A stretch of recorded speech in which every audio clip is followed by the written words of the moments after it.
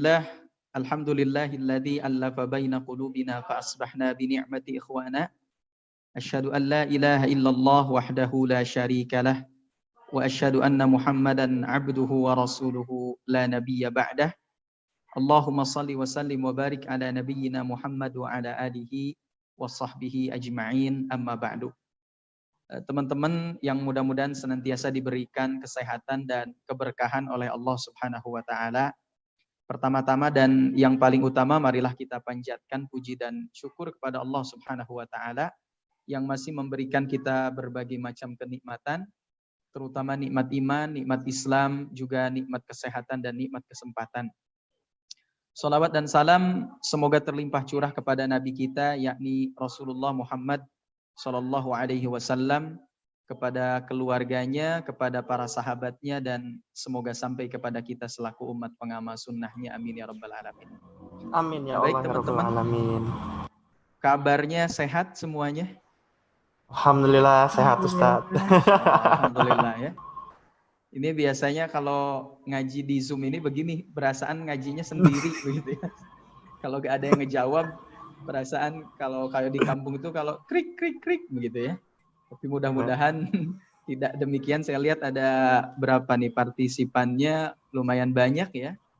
Mudah-mudahan senantiasa diberikan teman-teman, diberikan kesehatan oleh Allah, diberikan keberkahan oleh Allah, dan senantiasa urusannya, seluruh urusannya dimudahkan oleh Allah Subhanahu wa taala.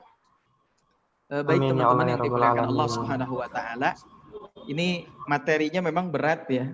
Sebetulnya tadi yang lebih cocok menyampaikan ini mungkin Ustadz Happy Andi Bastoni karena lebih mendalami beliau ya tentang cinta dalam perspektif syariat Islam.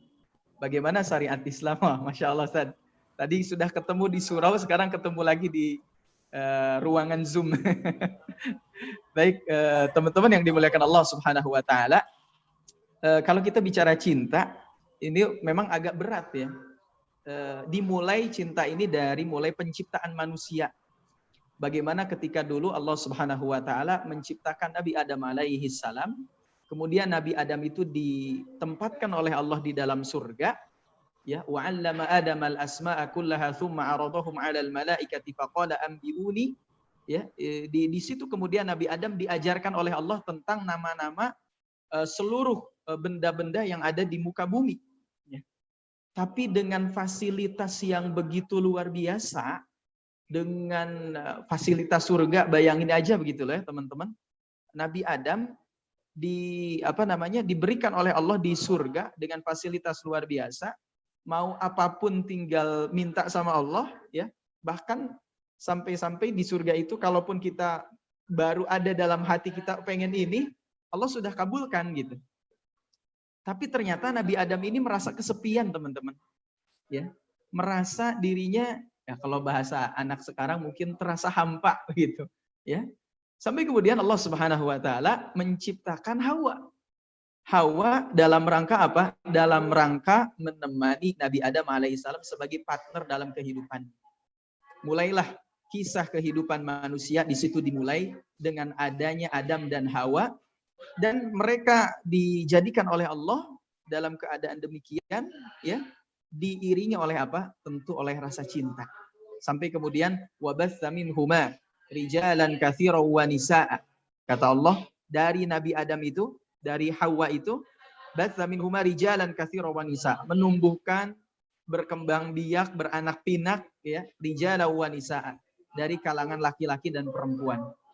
Nah ini kalau kita bicara tentang sejarah. Jadi kalau kita bicara tentang cinta, ya, sejarah telah membuktikan di zaman dulu bahwa Nabi Adam di surga merasa kesepian ketika tidak ada pasangan, ketika tidak ada partner dalam kehidupannya. Ya. Maka teman-teman yang dimuliakan Allah Subhanahu wa taala, nah ini hal pertama yang mesti kita pahami, bahwa perjalanan cinta itu, ya, perjalanan dimulai sejak manusia itu diciptakan oleh Allah, sejak manusia itu ada begitu ya.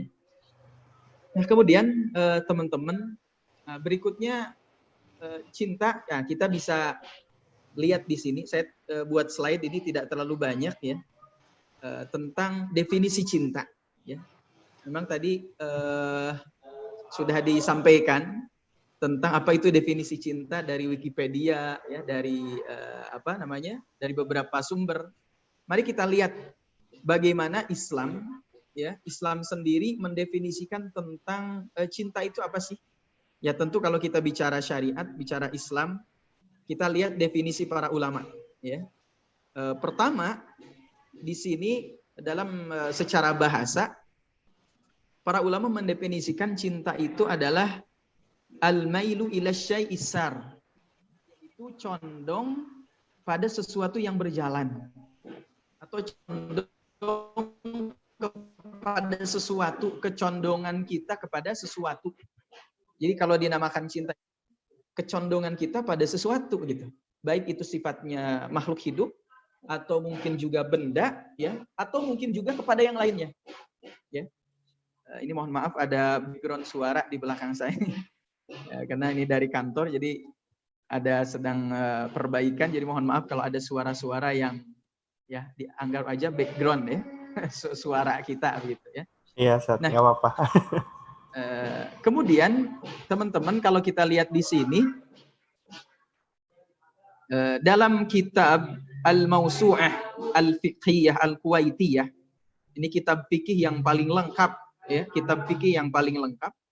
Jadi Al-Mawsu'ah Ensiklopedi Fikih Kuwait, diterbitkan oleh Kementerian Wakaf Kuwait, ya. Di situ disebutkan tentang apa makna cinta itu apa sih? Ya, kalau kita bicara dari definisi. Nah, para ulama dalam kitab Al-Mawsu'ah Al-Fiqhiyah Al-Kuwaitiyah menyebutkan bahwa cinta itu annal mahabbata minal umuril qalbiyah. Sesungguhnya cinta itu termasuk urusan hati. Allati laisa lil insan fiha khiyar. Yang mana tidak ada kemampuan untuk manusia untuk memilih. Wala qudrata lahu ala tahakkumi fiha. Dan tidak pula ada kesanggupan untuk mengontrol. Jadi kalau menurut Al-Mawsu'ah Al-Fiqhiyah Al-Kuwaitiyah, yang disebut cinta itu adalah kemampuan manusia, ya. Tadi disebutkan apa? Cinta itu adalah urusan hati. Jadi memang namanya cinta itu nggak bisa, makanya kalau ustadz saya dulu bilang, guru saya bilang begini, salah satu hal yang tidak bisa dipolitisir adalah masalah cinta, adalah masalah pernikahan. Yang lain itu bisa dipolitisasi, katanya begitu. Tapi kalau cinta itu nggak bisa, gitu ya. Kenapa? Ya karena memang tadi disebutkan urusan hati, ya, urusan hati yang mana seorang manusia tidak ada kemampuan untuk memilih. Pernah guru saya di SMA dulu bilang, kalau cinta antar lawan jenis, misalkan antara suami istri, atau kita sebelum menikah, yang belum menikah ya, atau yang sudah menikah mungkin pernah merasakan. Jadi bukan cantik yang membuat cinta, tapi cintalah yang membuat cantik. Bukan ganteng yang membuat cinta, tapi cintalah yang kemudian membuat seseorang menjadi ganteng. Betul kan? Ya, ini Kang Jeffrey ketawa-ketawa nih. Kayaknya pengalaman ya. Itu guru saya bilang begitu dulu, ya. Bukan ganteng dan cantik yang membuat cinta, tapi cintalah yang membuat seseorang menjadi ganteng atau cantik. Dulu saya aktif di salah satu organisasi, bukan organisasi apa? Salah satu ini di Sukabumi. Waktu itu saya lahir besar sampai SMA itu di Sukabumi. Saya ikut ada namanya ikut seleksi paskibraka di kota Sukabumi waktu itu. Ya. Dan memang ada salah satu teman saya yang di paskibraka itu perempuan, kalau dilihat memang secara fisik mungkin ya, ukuran sekarang secara fisik dia cantik. Bahkan disebutkan katanya sih dia dari SMA berbeda, itu nostalgia lah dikit ya. Itu katanya bahkan pernah ikut di majalah remaja, model gitu ya, model di majalah remaja. Tapi secara pribadi mungkin pas awal ketemu kita melihat seseorang itu namanya laki-laki pasti ada ketertarikan terhadap lawan jenis ya. Perempuan juga sama, ada ketertarikan terhadap lawan jenis. Ketika melihat pertama kali, cantik luar biasa. Tapi lama-kelamaan kita menganggapnya biasa aja orang ini, tidak ada spesialnya gitu. Padahal secara fisik mungkin dia ya cantik begitu.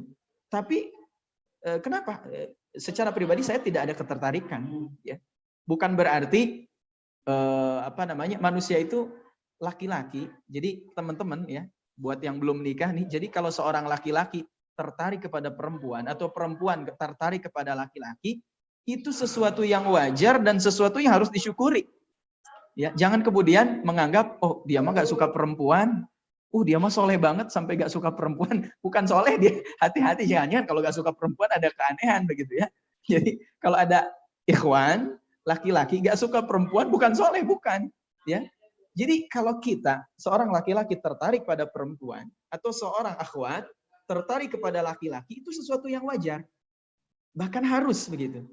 Yang tidak wajar adalah bagaimana mengimplementasikan, mengungkapkan hal itu agar jangan sampai melanggar hukum Allah.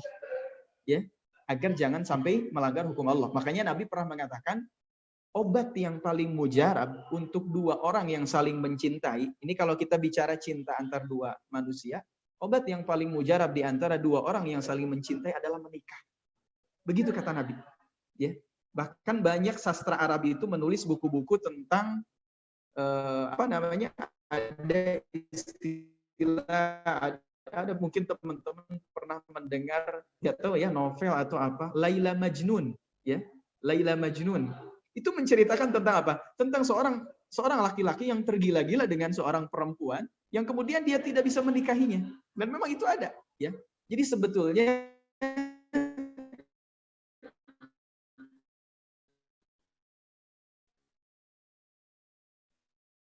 ini bagus banget temanya ya, bagaimana manajemen atau mengelola cinta. Jadi ganteng atau cantik. Nah ini apa artinya? Artinya cinta itu tadi, sebagaimana disebutkan oleh para ulama, sesuatu masalah hati dan manusia tidak mampu untuk mengontrolnya. Ya, tidak mampu untuk mengontrolnya, tidak mampu untuk mengendalikannya. Ya. Kadang tiba-tiba misalkan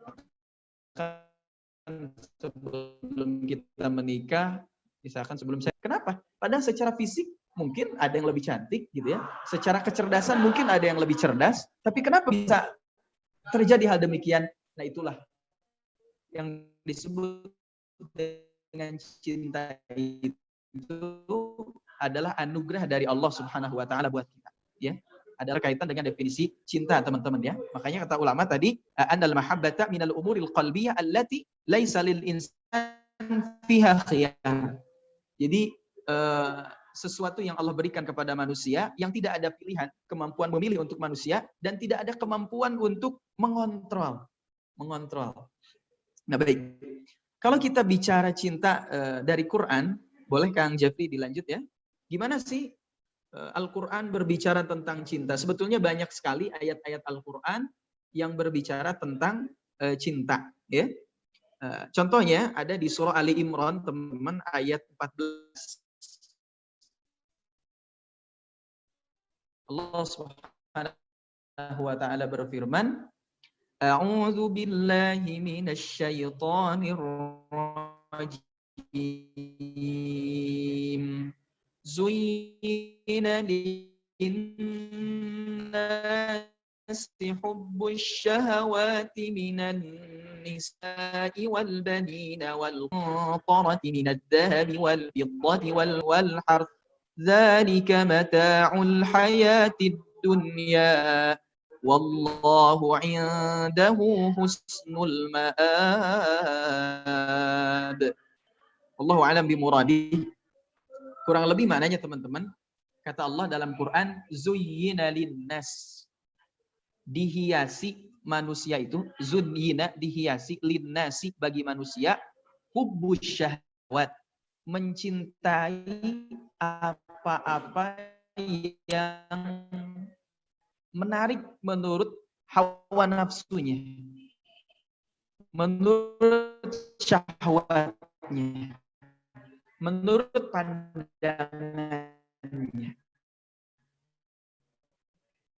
Kepada apa? Satu, ujian terberat buat laki, sehat buat diri saya, juga nasihat buat teman-teman, fitnah terbesar buat laki-laki itu adalah lawan jenis. Ya. Maka disebutkan oleh Nabi, ittaqu fitnatan nisa. Hati-hati olehmu dengan ujian atau fitnahnya perempuan. Karena perempuan ujiannya ternyata bukan laki-laki. Ya, ujian yang terberat buat perempuan bukan laki-laki. Memang ada laki-laki, tapi ternyata bukan itu ujian terberat buat perempuan. Contohnya gini aja. Kalau ada yang sudah nikah, terus ngajak istrinya ke undangan, ya, ngajak istrinya ke undangan. Kang Jeffrey udah nikah belum?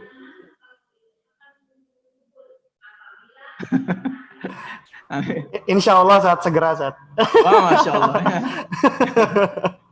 Ya, misalkan seorang laki-laki ngajak istrinya ke undangan, misalkan ke teman istrinya atau apa. Wallahi, demi Allah, biasanya laki-laki kalau tidak bisa jaga pandangan, itu yang dilihat adalah siapa? Oh, pengantinnya cantik, oh perempuannya apa? Ya, maksudnya ada ketertarikan terhadap lawan jenisnya besar kalau laki-laki.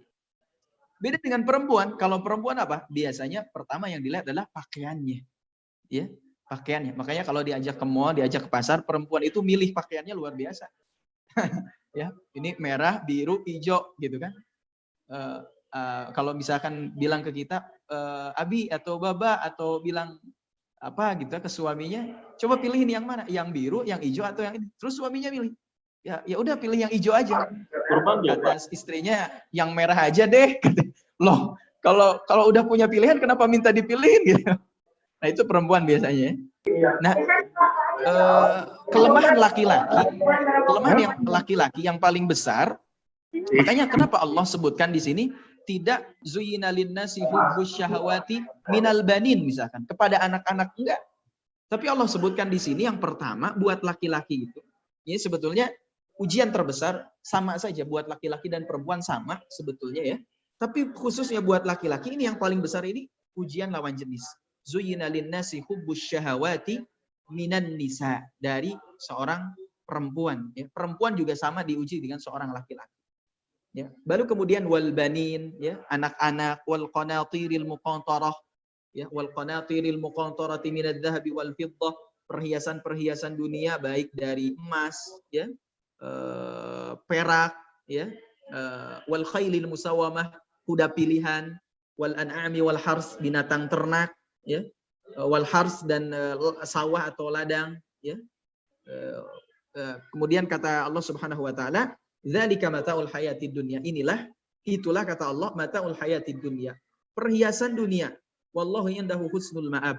Dan sesungguhnya Allah lah sebaik-baiknya tempat kembali. Jadi ayat ini memberikan gambaran kepada kita bahwa manusia itu akan diuji oleh Allah dengan syahwat. Salah satu dengan hawa nafsunya. Dalam beberapa kajian saya sampaikan 2 kendaraan yang digunakan oleh setan untuk menjerumuskan manusia. Yang pertama kendaraan syahwat, ya syahwat ini yang disebutkan di ayat ini. Ya, ada lawan jenis, kendaraan, pokoknya seluruh perhiasan dunia. Satu-satunya kunci agar kita lulus ujian dari syahwat atau terbebas dari kendaraan setan yang pertama syahwat dengan cara apa? Dengan cara sabar. Sabar itu habsun nafsi ala mana'illah, menahan diri dari apa yang dilarang oleh Allah. Oleh para ulama disebutkan sabar itu as-sabru yu'inu ala kulli amalin. Sabar itu akan menolong setiap perbuatan kita. Yang kedua, kendaraan yang digunakan oleh setan itu adalah syubhat. Syubhat itu sesuatu yang samar, sesuatu yang meragukan, tidak jelas apa ini halal atau haram, ini dilarang oleh agama atau enggak gitu ya. Wa man waqa'a fi syubhat waqa'a fil haram, kata Nabi. Siapa yang terjatuh pada syubhat, maka dia terjatuh pada sesuatu yang haram. Nah, kita fokus pada syahwat. Syahwat itu atau keinginan-keinginan yang bersumber dari hawa nafsu itu tidak bisa kita hilangkan karena memang di antara unsur yang ada dalam diri manusia ada syahwat. Apa yang lantas bisa kita lakukan dengan syahwat atau dengan hawa nafsu yang ada dalam diri kita? Mengendalikannya dan menyalurkannya pada tempat yang benar.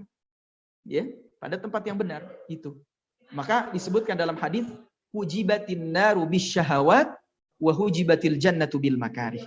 Neraka itu dihijab dengan sesuatu yang sepertinya menyenangkan gitu ya. Kalau yang belum nikah, lihat orang pacaran, kayaknya pacaran itu seneng ya. Kayaknya pacaran itu ada teman curhat ya. Kayaknya, gitu kan. Ini harus digarisbawahi, kayaknya. Padahal tanya coba ke orang yang pacaran. Ya, orang yang pacaran ketika ditanya, wah saya seperti hidup saya seperti terjajah. Begitu. Dijajah, kadang laki-laki dijajah oleh perempuan, atau kadang perempuannya dijajah oleh laki-laki. Ya ditanya, lagi apa? Sudah makan atau belum? Pokoknya itu, makanya kan dalam undang-undang kita penjajahan di atas dunia harus dihapuskan. Ya, termasuk buat orang yang teman-teman kalau yang masih pacaran, ya sebaiknya gak usah pacaran-pacaran deh, langsung aja nikah. Itu yang akan lebih selamat. Dan itu yang dianjurkan oleh Al-Quran. Maka ketika Quran bicara tentang cinta, di sini kalimat hubbus syahwat, ya cinta terhadap sesuatu yang yang menurut hawa nafsu kita menyenangkan. Padahal hawa nafsu itu teman-teman tidak akan pernah tidak akan pernah puas ya, tidak akan pernah puas. Baik, lanjut Kang Jeffrey. Mohon maaf nih kalau kebetahan saya bicara, nanti mohon diingatkan ya. Siap Ustaz, siap. Berapa menit lagi. Baik. Itu Quran. Ada juga di ayat-ayat lain ya. Misalkan di di surat ini kita bisa lihat teman-teman di surah Ar-Rum ya. Allah berfirman, A'udzu billahi minasy syaithanir rajim. Wa min ayatihi an khalaqa lakum min anfusikum azwaja litaskunu ilaiha wa ja'ala bainakum mawaddatan wa rahmah. Inna fi dzalika laayatin liqaumin yatafakkarun. Nah, ini biasanya ayat yang dibaca ketika ijab kabul. Kata Allah, wallahu a'lam bimuradih, wa min ayatihi, dan di antara tanda-tanda kebesaran Allah itu an khalaqalakum min anfusikum azwaja. Telah menciptakan kalian dari diri kalian sendiri azwaja, pasangan-pasangan. Apa tujuannya? Litaskunu ilaiha, supaya engkau mendapati ketenangan dengan pasangan itu. Litaskunu ilaiha wa ja'ala bainakum, dan menjadikan di antara kalian itu mawaddatan wa rahmah. Mawaddatan, yaitu para sebagian ulama mendefinisikan mawaddah itu rasa cinta yang timbul dari penglihatan fisik. Ya, makanya kenapa kalau sebelum menikah dianjurkan untuk nazar, disunahkan untuk nazar. Nazar itu ngelihat dulu calon pasangan kita. Ketika dulu ada seorang sahabat, Ustaz Happy namanya mungkin ingat namanya, saya lupa namanya. Seorang sahabat satu ketika aku katanya telah melamar seorang perempuan Ansor. Ya, maka kata Nabi, apakah engkau sudah melihatnya? Kata sahabat ini, enggak wahai Rasulullah. Kalau enggak salah Salman Al-Farisi. Enggak wahai Rasulullah. Maka kata Nabi, lihat dulu, nazar dulu, lihat dulu calon yang akan jadi istri. Lihat dulu orang Ansor itu. Karena boleh jadi di matanya orang Ansor itu ada sesuatu yang menarik buat. Ya. Maka Ustaz Happy izin katanya mau mengajar. Ya. Jadi silahkan lihat dulu begitu. Jadi jangan karena menjaga syariat ya kemudian kita menganggap nggak usah nador gitu. Padahal justru dianjurkan oleh Nabi, lihat dulu, nador dulu begitu. Ya, makanya tadi saya singgung. Jadi mawaddah itu para ulama mengatakan bahwa adalah rasa cinta yang timbul dari penglihatan fisik. Ya, penglihatan fisik. Ya. Warahmah, kalau rahmah itu lebih kepada akhlak, lebih kepada sesuatu yang awalnya perilaku begitu ya. Karena biasanya kalau sudah berusia begitu ya, sudah senior, itu tidak bicara fisik lagi. Karena fisik kan sudah berubah begitu ya. Tapi sudah bicaranya apalagi rahmah. Ya. Mawaddata wa rahmah, kemudian kata Allah, inna fi dzalika laayatin liqaumin yatafakkarun. Sesungguhnya itu merupakan tanda-tanda buat orang-orang yang berpikir. Jadi teman-teman begitu ya. Jadi buat laki-laki yang paling lemah, biasanya laki-laki itu, ini bagi ikhwan-ikhwan yang hadir, yang lemah di laki-laki itu pandangannya. Makanya kalau dia menangis, laki-laki yang ditutup adalah matanya. Sementara buat perempuan yang paling lemah itu mulutnya, ya, lisannya. Makanya kalau menangis biasanya ditutup mulut, ya. Dan yang lemah juga biasanya dalam hal pendengaran. Makanya kalau perempuan itu senang dengan laki-laki yang baca puisi atau apa, seniman atau ya begitu ya. Nah, kalau laki-laki pandangannya, maka kenapa Allah perintah menjaga pandangan yang pertama buat laki-laki. Qul lil mu'minina yaghuddu min absarihim wa yahfadzu furujahum dalam surah An-Nur, ya. Katakanlah kepada laki-laki yang beriman untuk yaghuddu min absarihim, menundukkan sebagian pandangan. Kalimat min di situ disebutkan oleh para ulama bermakna litab'id, untuk menyatakan sebagian. Artinya boleh memandang itu, ya, memandang lawan jenis itu boleh, selama itu bukan aurat dan tidak disertai dengan taladdud. Begitu kata Syekh Yusuf Al-Qaradawi dalam buku beliau Fatawi Mu'asirah, fatwa-fatwa kontemporer. Saya masih ingat ketika zaman rohis di SMA itu dulu, kalau syuro dengan akhwat, ya, itu akhwatnya menghadap ke timur, ikhwannya menghadap ke barat, ya. Ikhwannya menghadap ke barat, akhwatnya ke timur. Jadi udah selesai belum ini syuronya? Ternyata pas dilihat udah gak ada akhwatnya. Ya. Nah, atau saking menjaga pandangannya, ya, lagi pakai motor juga menunduk begitu. Ya, lagi pakai motor, nunduk, hati-hati. Ya. Nah, di depan hati-hati ada tiang listrik, khawatirnya begitu kan. Makanya kata Quran ketika menyuruh menahan pandangan, ini tidak semua, tapi min absarihim, sebagian pandangan. Tapi ketika Al-Quran menyuruh wa yahfadzu furujahum, Al-Quran nyuruh menjaga kemaluan semuanya. Enggak ada dari sebagian, enggak. Tapi kalau menjaga pandangan sebagian. Ya. Jadi itu ayat di Al-Quran. Kemudian ayat Al-Maidah ayat 54, ya. Allah menyampaikan, ya ayyuhalladzina amanu, wahai orang-orang yang beriman, may yartadda minkum an dini, siapa yang murtad dari kalian dari agamanya. Ya, Imam Ibnu Katsir mengatakan murtad di sini bukan berarti keluar dari agama Islam, tapi boleh jadi dia menyimpang dari kebenaran, ya, menyimpang dari kebenaran. Maka apa kata Allah? Fasaufa ya'tillahu biqaumin, maka Allah akan datangkan satu kaum yuhibbuhum wa yuhibbunah, yang Allah mencintai mereka dan mereka mencintai Allah Subhanahu wa taala. Ya, dan seterusnya. Adillatin 'alal mu'minina 'izzatin 'alal kafirin yujahiduna fi sabilillah wa la yakhafuna laumata laim, ya. Nah, ini ayat-ayat Quran yang berbicara tentang cinta. Juga ada ayat-ayat lain, teman-teman, ya. Karena waktu kita terbatas, mungkin juga nanti ada Kang Febri, ya, yang menyampaikan materi selanjutnya. Baik, dilanjut Kang Jeffrey. Ya, Ustaz. 3 menit lagi ya, Ustaz, ya. Afwan. Oh, 3 menit lagi ya? Allahu Akbar. Saya suka kebetahan nih kalau suruh ngomong. Mohon maaf.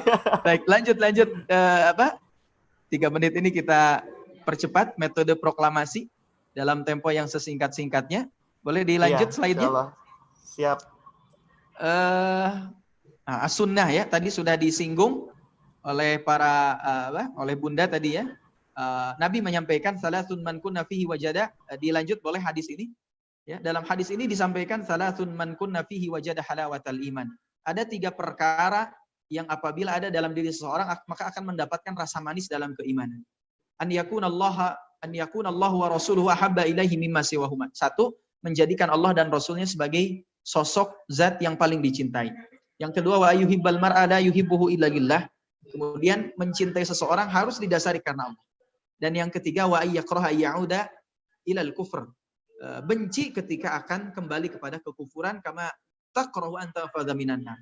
Sebagaimana benci akan kembali kepada neraka. Oke, lanjut sedikit lagi. Bagaimana para ulama menyampaikan tentang definisi cinta? Ya, bisa lanjut slide berikutnya, Kang Jeffrey. Nah, ini lihat kita bagaimana para ulama menyampaikan tentang apa sih cinta itu, begitu ya. Boleh dilanjut slide-nya? Ya, Ustaz, sebentar. Baik. Afwan. Ada Imam Ibnul Qayyim, ya. Di situ ada Imam Ibnu Taimiyah. Oke, lanjut berikutnya. Setelah ini, ya, bisa dibaca, ya, teman-teman. Nah, berikutnya ini Imam Ibnu Hazm. Ibnu Hazm ini selain seorang ulama, dia juga sastrawan. Beliau mengatakan begini, al-hub a'azzakallah, cinta yang semoga Allah muliakan. Awwaluhu hazl wa akhiruhu jidd.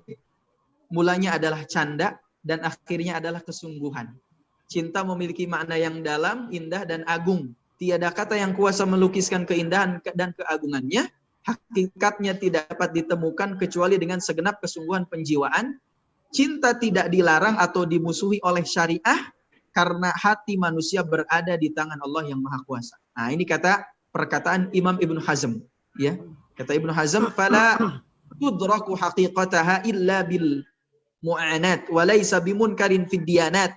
Yaitu puisinya atau syairnya Ibnu Hazm.